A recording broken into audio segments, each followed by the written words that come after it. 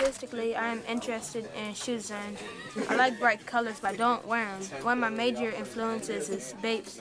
I like the colors and styles. I use the star from Bape, but not otherwise. My shoe line is not related at any point. My shoe line, Walking Landmarks, has the elements of weather or scenes in the common cities such as New York, LA, and other popular cities.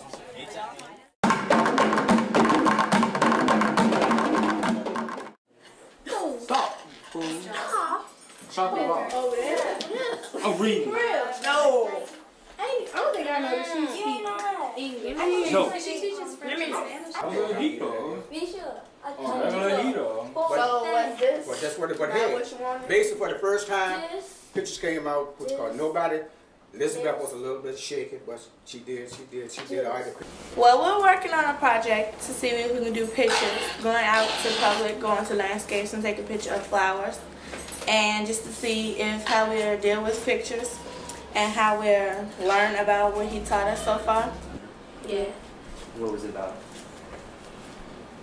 The different angles, and the different angles that we took, and that try not to like ask what he giving you, not like, for instance, he asked us to get a heater, but we gave him 4 chairs, so that's basically like a wrong conclusion of it.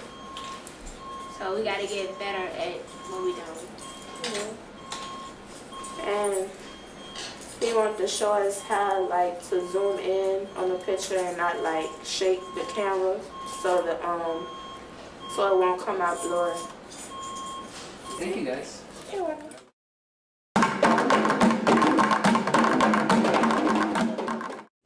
For about a year now, or close to a year, I've been volunteering over at Martin Luther King Middle School, which has become near and dear to my heart. And we had an available slot open up this year, and so I wanted to bring a program over to Martin Luther King. And I had a couple of program leaders that were interested in doing a project, poetry project, and they quickly volunteered to go over to Martin Luther King. We started out rough. First couple classes, nobody showed up. But every Monday, we were there. And it's funny because in the beginning, we were told it wasn't going to work. No one's going to show up. And for a while there, we thought, well, maybe they were right. And then, I don't know if it was the offer of free pizza if it came out to poetry class, or if it ended up being the program leader, Rasul, because anytime you meet Rasul, you're drawn to him. Kids came out. We had about 17 kids, I think, that first class that came out, and I thought, well, maybe it was the pizza, maybe it was a fluke. And the next Monday, they came out again. And then the following Monday, they came out again. And so now we have formed the Martin Luther King poetry team. This poem is called "The Word Is What You Make It." The word is what you make it. The insides, the outsides, the sunshine, the moonrise. The word is what you make it. Let your imagination take you wherever you want to go, from the highest mountain to as low as the valley below. Turn your frown into a smile and turn an inch into a mile. The world is what you make it. In my eyes, I see a boy crying for help. He has been trapped in a closet for what he did. He did something bad. He stole from his Jesus, our Heavenly Father. When I grow up, I want to be a b-ball player.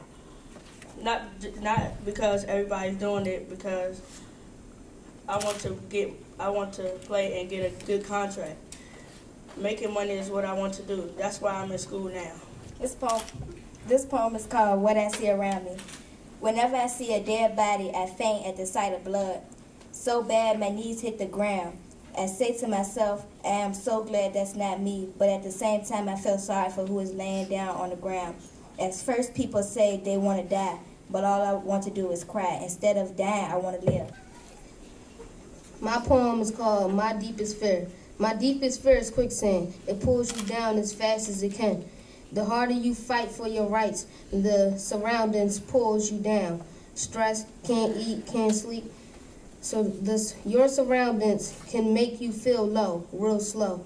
There's so much surroundings around and against you. It's like It's like you have no branch to pull against to. And once you get so far, so down, so deep, whereas though you can't breathe air through, you start to feel the pain as if they were in your shoes and make them feel like a fool. There's some amazing stories. These children are going through some tremendous dilemmas, problems, and sometimes that comes out in a way in which you may not anticipate it, or in a way that just really, tugs at your heartstrings. And the poetry probably is the one that is the most in your face, because they're talking about what they've gone through. And when you hear kids do poems about shootings or the drugs or the violence in their neighborhoods, if you're not from that environment, it becomes jarring, because you don't want anybody ever to have to live through something like that. And these kids are living through that. What Art 180 does is it allows them a vehicle by which they can express that and get it out. And sometimes you see the relief on children's face once they've either painted a picture or said a poem or whatever the art form is, because they've finally been able to let it out. And sometimes that's a challenge for us too, is getting kids to that point, that they can trust themselves, trust the artist, trust us, in order to be able to say the things that are important to them. This is just a short, brief preview of what Art 180 is all about. At the end of each semester, we do a show. In the fall semester, we do smaller shows. So I say that to say this: at the end of next semester, you really want to come out to the next one. You want to come out to the big show. And when I say the big show, it is truly the big show. How many people have been to the big show before?